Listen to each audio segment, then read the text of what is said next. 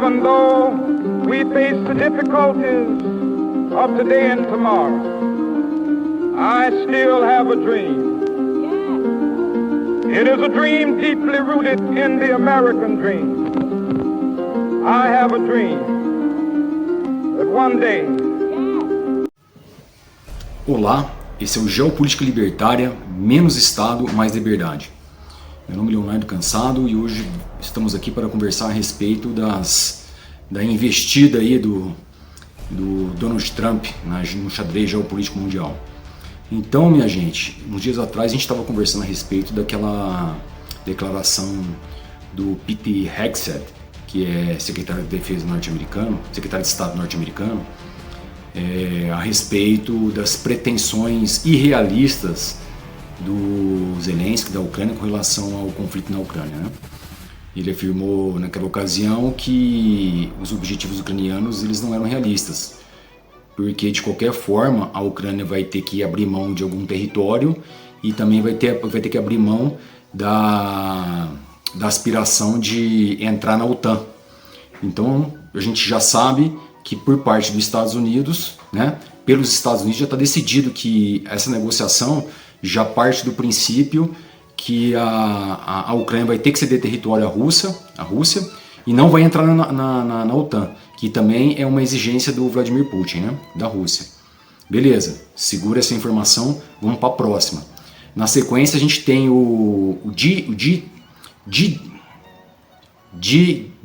Vance, que é o vice-presidente norte-americano, também num encontro com líderes europeus, na frente de todo mundo, ele me fala, me afirma que o maior inimigo externo da Europa, né, do continente europeu, da União Europeia, atualmente não é nem a Rússia e nem a China, é o progressismo que tomou conta da política europeia.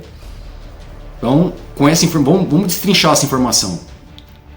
Ele fala do progressismo, então ele aponta um inimigo externo, pragmaticamente falando, que é a China, aponta o outro que é a Rússia, e o outro é um inimigo oculto. Então é uma ideologia. O que a gente pode fazer um paralelismo, né? Uma analogia com a época da Guerra Fria. A Guerra Fria ela tinha a União Soviética, né? E os seus proxies como um inimigo externo, dos Estados Unidos, da OTAN e seus aliados, né, e do Ocidente como um todo. Apesar que fica o adendo aí que para os americanos, para os norte-americanos, a América Latina não é ocidental, tá? A gente não faz parte do Ocidente para eles, por mais que a gente afirme aqui que sim. Que um dos grandes inimigos então externos dessa corrente ocidental era o comunismo, a ideologia comunista e socialista. Então agora a gente tem uma volta a isso, né? A política externa norte-americana apontando que o progressismo é uma ameaça, né, para a política externa não só dos Estados Unidos, que se eles falam que é da Europa, também é dos Estados Unidos, né? Que até nessa ocasião ele também estende essa declaração dele e fala que agora os Estados Unidos seria algo parecido com uma cruzada contra o progressismo no mundo. Então, assim, é uma volta de um inimigo ideológico externo que os Estados Unidos elegeu para combater, assim como na Guerra Fria. Beleza? Segura essa informação. E agora a gente vai ter também o Donald Trump encontrando o Putin, né, o Vladimir Putin na Arábia Saudita, para debater um possível acordo de fim de guerra aí na Ucrânia, né? Tudo bem, até aí tranquilo. Só que o Donald Trump simplesmente ele ignorou os líderes europeus, ignorou a Ucrânia, está fazendo esse acordo com a Rússia unilateralmente. A única coisa que os Estados Unidos está afirmando é que eles vão considerar a opinião, né, dos países europeus, mas os países europeus não vão participar diretamente dessa negociação. Segura essa informação também, vamos dar uma destrinchada nela agora. A partir do momento que ele está afirmando que os líderes europeus não vão fazer parte dessa negociação, então ele já partiu da premissa que os Estados Unidos têm poder para fechar essa negociação sem consultar, né, diretamente a Europa e o maior interessado também dessa guerra, que é a Ucrânia, que é o país invadido, né? por mais que talvez você tenha afinidade com a Rússia. De acordo com as leis do direito internacional, a Ucrânia é o país invadido, teve a sua soberania violada. Mas aí a gente pega essa afirmação do Donald Trump e a gente chega à conclusão que, além do Trump achar que ele não precisa, né, do apoio do apoio europeu, ele também já está afirmando que ele tá forçando a mudança da ordem mundial através do hard power norte-americano, não é mais o soft power, então o soft power para os Estados Unidos não está mais tão importante assim, eles estão mais preocupados com o hard power, não estão tão preocupados assim com o multilateralismo. Daqui a pouquinho a gente comenta disso. E somado a isso, a gente pode chegar à conclusão também que o Donald Trump está fazendo essa negociação a toque de caixa para simplesmente resolver o problema dos Estados Unidos, porque essa guerra não é importante para os Estados Unidos, mas ao mesmo tempo ela onera os Estados Unidos de todas as formas, né? Tanto financeiramente como politicamente, tem, né, um esforço na política internacional, que é um esforço que hoje o Trump julga que é desnecessário para os Estados Unidos. Ele não acha que é importante, né? Ele a equipe dele acha que não é importante. Então ele quer resolver essa guerra logo, ele quer acabar com essa guerra que está achando que é um problema, assim como o Nixon resolveu a guerra do Vietnã e depois o Vietnã do Norte, assim que os Estados Unidos deixou o Vietnã do Sul, o Vietnã do Norte foi lá, invadiu e tomou conta, e hoje é só um Vietnã, é o Vietnã comunista. Também aconteceu com o Talibã, que foi um acordo do Donald Trump, mas quem cumpriu depois na prática foi o Biden, que foi aquela coisa horrorosa lá, né? Deixaram o Talibã tomar conta de novo dos Estados Unidos. Não estou aqui para fazer juízo de valores, só estou comentando que são passagens históricas, né, da política internacional bem parecidas que a gente está vivendo hoje. Então, o que o Donald Trump quer agora é acabar com essa guerra a qualquer custo, com o hard power dele. Ele concluiu que ele não precisa mais da Europa, ele não precisa consultar a Ucrânia, né? Essa consulta, a partir do momento que os Estados Unidos fala que vai levar em consideração a opinião dos países europeus, da Ucrânia, ele quer dizer que, na prática, a gente sabe que a opinião desse pessoal não está valendo muita coisa assim, senão eles estavam fazendo parte da negociação. E os Estados Unidos está fazendo essa negociação diretamente, unilateralmente, com o argumento de que já foi tentado uma negociação multilateral antes e não deu certo. Então agora eles vão fazer uma negociação unilateral, né? Bilateral no caso, que seria só Estados Unidos e a Rússia. Acontece que, se multilateralmente ela não teve sucesso, quem dirá unilateralmente. Agora a gente vai aprofundar mais um pouco.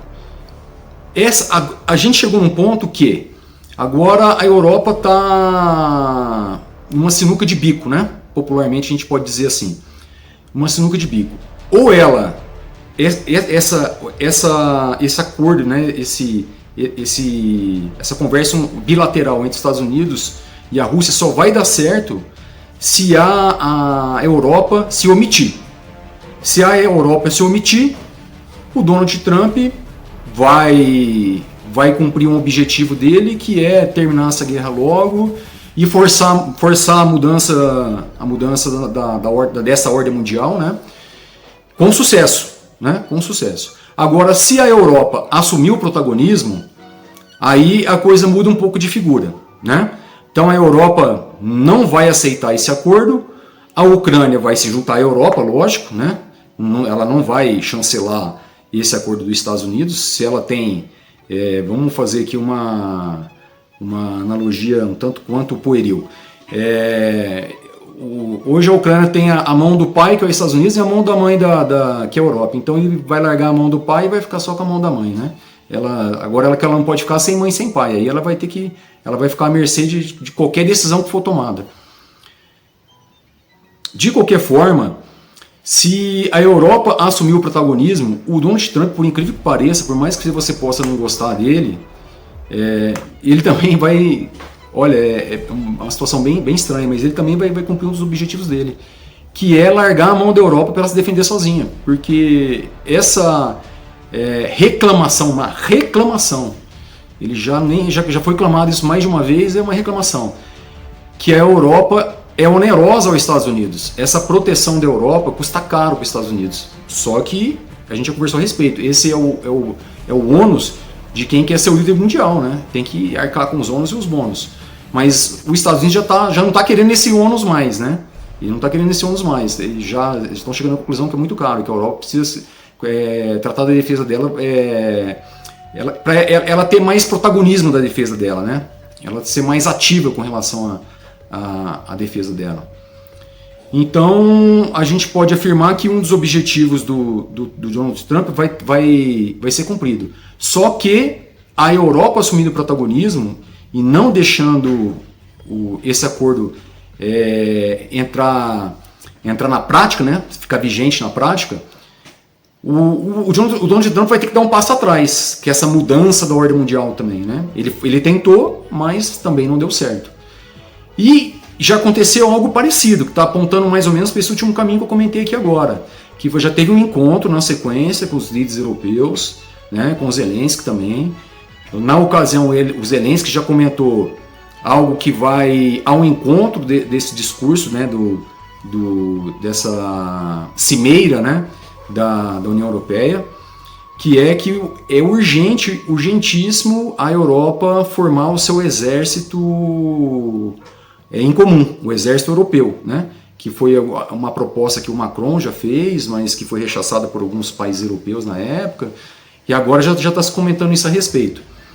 Então, de certa forma, já é a Europa sim, acenando que ela vai assumir o protagonismo, né? Agora, vamos segurar essa informação, vamos dar uma aprofundada. E vamos falar a verdade, gente, se a Europa não assumir o protagonismo agora, nesse exato momento, eu acho que eles não vão ter mais tempo de fazer isso. Não vai sobrar mais tempo. E vão correr o risco de deixar a sua segurança externa na mão dos Estados Unidos, né? A segurança da integridade das suas fronteiras e da sua autonomia e soberania na mão dos Estados Unidos. E a gente sabe que a história mostra que essa não é uma decisão prudente. Não é uma decisão prudente, né? Temos várias passagens aí históricas a respeito disso, e a Ucrânia é um exemplo que a gente pode usar nesse sentido, nesse contexto. Nessa ocasião, o Zelensky afirmou também que aquela afirmação do Trump, né, o Trump fez uma afirmação que já estava quase que fechado um acordo comercial entre os Estados Unidos e a Ucrânia, que a Ucrânia ia ceder, ia vender, né, minerais raros aos Estados Unidos. Para quem não sabe, o maior produtor de minerais raros atualmente é a China. E, de certa forma, os Estados Unidos, tanto os Estados Unidos como a Europa, depende também de minerais raros, porque os minerais raros são os minerais que vão permitir ser colocado a produção dessa tecnologia da inteligência artificial, das ligas metálicas de última geração, chip de última geração, tudo isso na prática, né? Então esse é um gargalo que tanto os Estados Unidos bem como a Europa, eles possuem atualmente, eles têm que resolver. E a Ucrânia é um grande produtor de minerais raros. Mas enfim, o Zelensky já falou que esse acordo, né, nessa ocasião da União Europeia, que ele afirmou que a União Europeia precisa de um exército europeu, ele também já afirmou que esse acordo também não está fechado. Então, nas entrelinhas, o que ele quer dizer? Que se os Estados Unidos não está com ele, esse acordo também não vai ser feito, não vai ser fechado. Na verdade, é o que ele tem de barganha também, né, para poder oferecer. Né? O que a Ucrânia tem de barganha? Eu acho que a Ucrânia tem muito mais que isso. A Ucrânia tem a possibilidade de parar a expansão russa ali na Europa. E isso pra gente aqui não significa muita coisa hoje, né? Daqui, sei lá, 5, 10 anos, quem sabe. Mas para a Europa hoje é questão da sobrevivência da cultura ocidental europeia, né? E aí ele fez essa afirmação lá nessa cimeira europeia, e que a gente pode concluir disso? Eles fizeram esse encontro dos líderes europeus, rechaçaram, né? Já falaram que não vão aceitar essa negociação, não vão aceitar o que for acordado entre o Trump e o Putin lá na Arábia Saudita, que eles não vão aceitar isso. O que isso quer dizer também nas entrelinhas? Quer dizer que a Europa está tomando consciência de que a OTAN está abalada. A OTAN acabou, Léo? Não, a OTAN não acabou, mas a OTAN já não é mais a mesma que era na pós-Segunda Guerra Mundial, né? Ou na Guerra Fria, já não é mais, já mudou o contexto, né? Não é mais aquela OTAN. Então a OTAN hoje já é um pacto que ele é um pacto que você a gente já não sabe se ele é tão seguro assim, né? Se ele realmente, se acontecer um abalo bélico no sistema mundial, se todo mundo vai cumprir, principalmente os Estados Unidos. Então a Europa já chegou nessa conclusão. Então eles estão modulando também essa ordem, reformulando também essa ordem mundial, que é agora buscar uma forma deles se erguerem também como potência bélica. Eles pararem um pouco de focar no bem-estar social, que eles focaram bastante. E isso também, vamos frisar aqui, esse bem-estar social da Europa também foi às custas do contribuinte norte-americano. Por que, Léo? O que tem a ver o contribuinte norte-americano com o aumento do bem-estar social na Europa? Não, tem a ver que quando você deixa de gastar dinheiro com a defesa, que é muito caro, agora eles vão ter que gastar aí 3, 4, até 5% do PIB, foi o que o governo norte-americano agora já está pregando. Nem o governo norte-americano gasta 5%. Mas se o governo norte-americano já está pedindo, está fazendo pressão para gastar 5%, é que eles já vão gastar também. A gente pode chegar à conclusão que eles já vão aumentar o gasto. E provavelmente isso vai acontecer. Mais uma indicação que um conflito de larga escala mundial está chegando aí. Mas vamos voltar lá atrás. Então a Europa já está se atinando para que ela vai ter que cuidar da segurança dela sozinha. E essa forma de entregar ao cidadão europeu uma qualidade de vida por parte do Estado, ela vai ter que ser revista, porque ela custa dinheiro, só que agora parte desse dinheiro vai ter que ser gastado com a segurança. Então isso aí já é uma mudança da geopolítica mundial também. Com tudo isso que nós estamos debatendo aqui, nós estamos conversando aqui a respeito, estamos pensando, a gente pode concluir que os Estados Unidos já vem forçando um pouquinho a mudança da ordem mundial, não é com o governo Trump, isso já vem acontecendo. A partir do momento que eles invadiram o Iraque unilateralmente, já é uma demonstração disso, na época do governo Bush filho. Com Obama também não foi diferente, com Biden também não foi, e com Trump não foi, com Biden também não foi, com o Trump agora a gente está sentindo uma pisada no acelerador. Então o Trump está forçando um pouco mais, o Trump está esticando a corda, né? A conclusão que a gente pode tirar, minha gente, é que o Trump acelerando mais, pressionando mais, forçando mais a mudança dessa ordem mundial, ele vai trazer mais instabilidade, já está trazendo, mais instabilidade, mais incerteza, mais medo, né? Mais ansiedade por parte dos players internacionais e dos países que estão à deriva aí, né? A gente pode colocar aqui o Brasil, né? Nós não somos um grande player internacional, nós somos um player regional aqui. Nós somos um player mundial no quesito política de preservação ambiental, por incrível que pareça. Nós somos um player ambiental porque a gente tem a Amazônia. E temos um rebanho, um dos maiores rebanhos bovinos do mundo também. E muita água. Mas, enfim, ele está forçando, a instabilidade mundial vai aumentar. Por que os Estados Unidos está fazendo isso, Léo?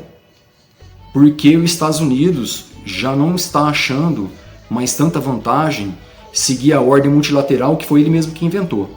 Então, a gente está vendo um player que praticamente formulou uma ordem e está desfazendo essa ordem agora porque ele concluiu que não está sendo mais interessante para ele. Que essa ordem multilateral está sendo mais interessante agora para os países que entraram, né, que abraçaram essa ideia. Um deles é a China. A China, de um país com um pária comunista, né, com o Mao Zedong, lá, o Mao Zedong, o Mao Tse Tung, se você quiser também falar, tá certo, que era um pária internacional, agora virou um grande player internacional, né, um rival dos Estados Unidos. Mas isso aí a gente pode fazer um breve retrospecto aí, histórico, eu já até comentei disso, que os Estados Unidos montou essa ordem multilateral porque ele entrou nela como um grande player. né? Antes da ordem multilateral. Depois da Segunda Guerra Mundial ele formulou isso daí porque ele tinha que acabar com o colonialismo. O imperialismo, né, o colonialismo, ele tinha que acabar com isso. Para acabar com isso, ele tinha que pregar o multilateralismo, pregar a soberania dos países, né, a autodeterminação dos povos, o livre mercado. Agora isso que parece para ele não é mais tão interessante assim. Para ele agora, para os Estados Unidos, parece que é mais interessante dar uma forçada, aumentar o hard power, mais hard power norte-americano e menos soft power, né? A gente pode concluir que, então, é isso que vai acontecer daqui para frente, já está acontecendo, e vai acontecer cada vez mais. E toda vez que um player internacional ele tenta mudar a ordem internacional unilateralmente, assim, porque às vezes pode ter uma mudança da ordem internacional, minha gente, que ela é menos agressiva, ela pode ser mais harmônica, tá? Os países podem chegar a um certo consenso, né? Mas não é o que está acontecendo agora. Toda vez que um player internacional tenta forçar demais unilateralmente, a instabilidade internacional, o contexto internacional fica mais inseguro, beleza? Léo, tem exemplo de algum país que tentou mudar a ordem internacional unilateralmente, forçando? Tem, vou dar 2 aqui, e recentes, e que mudou o mundo para sempre. O primeiro, Napoleão. Napoleão tentou mudar a ordem mundial, literalmente, e por um tempo ele mudou, ele conseguiu mudar isso daí, só que chegou uma hora que não deu certo. E mesmo não dando certo, mesmo ele perdendo a guerra, teve consequências, né? Teve consequências que ecoaram aí para a eternidade dessa mudança que ele tentou realizar e que alguma coisa ficou. Por exemplo, o Código Civil napoleônico depois virou, né, praticamente uma base de vários códigos civis aí pelo mundo. Pesos e medidas, a mesma coisa. O exército profissional ele surge na Revolução Francesa, né? Tanto é que o Napoleão, ele é filho desse exército profissional. Ele é filho desse exército profissional que valorizou a competência, valorizou a meritocracia. Então o Napoleão, ele é filho disso. Ele só surgiu o Napoleão na França porque existiu o exército profissional. E o exército profissional nasce na Revolução Francesa. Só que o Napoleão, ele faz ele catalisa muito mais esse exército profissional, ele maximiza. Até então, até o exército profissional francês não existia mercenários, né? Os países europeus na época eles contratavam mercenários e eles não tinham esse exército profissional que você contratava um soldado nacional, que você pegava ele desde do começo, recruta, ia fazendo um treinamento dele. Você contratava alguns povos germânicos, você contratava os suíços, né? E era assim que funcionava. Então isso mudou com Napoleão. E outro exemplo também é o Hitler, né? O Hitler tentou também mudar a ordem internacional e também, sim, não conseguiu, mas deixou consequências, sequelas, né? Por exemplo, a ONU também é uma consequência da tentativa de Hitler mudar essa ordem internacional. Esse é o Geopolítica Libertária e muito obrigado por ficar até aqui no vídeo. Dê um like aí no canal, se inscreva, escreva aí embaixo, compartilhe, porque esse é um canal com muito carinho, muita dedicação para você. Um abraço e que Deus abençoe e ilumine a vida de cada um de vocês.